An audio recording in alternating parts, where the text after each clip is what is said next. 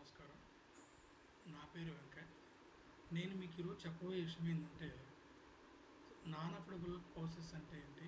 Affordable houses అంటే ఏంటి? అసలు అఫోర్డబుల్ హౌసెస్ అంటే ఏంటి?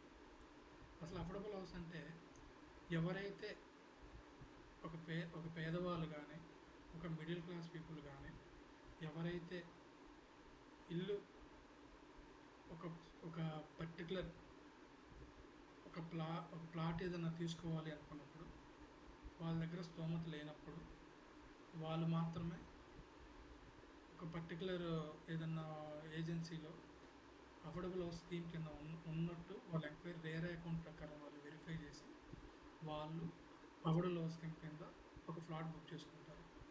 సో ఈ అఫోర్డబుల్ హౌస్ స్కీమ్ కింద ఫ్లాట్ బుక్ చేసుకున్నప్పుడు ఫస్ట్ వాళ్ళు చూసే విషయం ఏంటంటే, ఫస్ట్ ఆ కన్స్ట్రక్షన్ అనేది ముందు అది రేరా అకౌంట్లో ఉందా లేదా, రేరా అకౌంట్ కింద రిజిస్టర్ అయిందా లేదా. రిజిస్టర్ అయిన తర్వాత వాళ్ళు దాంట్లో కొన్ని నియమ నిబంధనల ప్రకారం వాళ్ళు ఫ్లాట్ తీసుకోవడం జరుగుతుంది.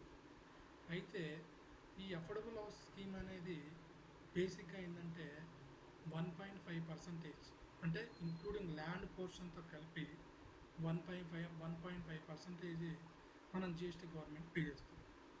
బేసిక్గా ఏంటంటే అఫోర్డబుల్ హౌస్ స్కీమ్ కింద 1% మాత్రమే మనం జిఎస్టీ గవర్నమెంట్ పే చేయాలి. ఈ 1.5% ఏదైతే ఉందో దాంట్లో 1/3 ల్యాండ్ వాల్యూ సపరేట్ చేసి 1% మనం గవర్నమెంట్ పే చేస్తాం. అయితే దీంట్లో మనం ముఖ్యంగా తెలుసుకోవాల్సిన విషయం ఏంటంటే, మనం పర్చేజ్ చేసే వాల్యూ ఏదైతే ఉందో అది 45 ల్యాక్స్కి ఎబోవ్ ఉండకూడదు. 45 ల్యాక్స్ బిలో ఉండాలి. మనం కన్స్ట్రక్షన్ చేసే ఏరియా అంటే దాన్ని కార్పెట్ వాల్యూ అంటారు.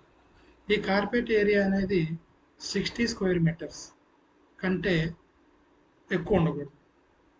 ఇది మెట్రో సిటీస్లో మాత్రమే నేను చెప్పిన ఈ అమౌంట్ కానీ ఈ కార్పెట్ వాల్యూ కానీ ఉంటుంది.